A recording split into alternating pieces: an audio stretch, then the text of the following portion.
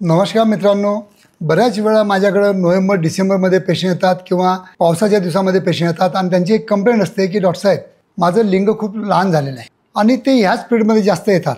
कारण की तुम्हाला एक सांगतो की आपल्या पावसांच्या दिवसामध्ये किंवा नोव्हेंबर डिसेंबरमध्ये थंडीमुळं आपल्या लिंगामध्ये थोडंसं श्रिंकेज येतं, आपलं लिंग थोडंसं आकुंचन पावतं आणि ते लोकांना असं वाटतं की आपलं इंडियाची साईज आता छोटी छोटी होत आहे असं त्यांना काहीतरी वाटतं आणि ते माझ्याकडे क्लिनिकला येतात. आणि अशाच एका विषयावर आज आपण या व्हिडिओद्वारा सायंटिफिक इन्फॉर्मेशन घ्यायचा प्रयत्न करीत आहे. मी आहे doctor Umesh, as a clinical sexologist.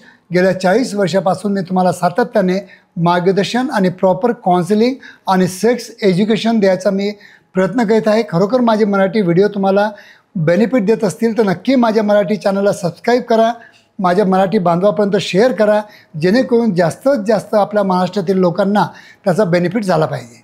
तर मित्रांनो, असाच आज विषय माझ्या डोक्यामध्ये आला की का बरं आपल्याकडं पावसाळ्यामध्ये आणि हिवाळ्यामध्ये स्मॉल पेनिसची कंप्लेंट जे करतात ते जास्त रुग्ण येतात.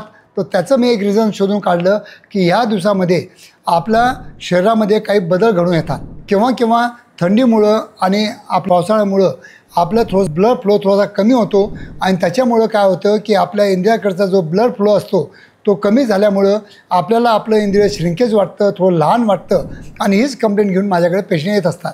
तर हे स्वाभाविक आहे, नैसर्गिक आहे.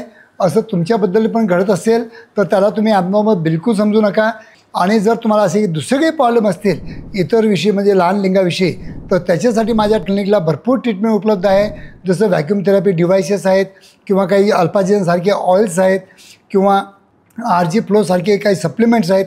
हे आम्ही सप्लिमेंट्स देऊन हे जी काही समस्या असते याला आपण 100% दूर करू शकतो.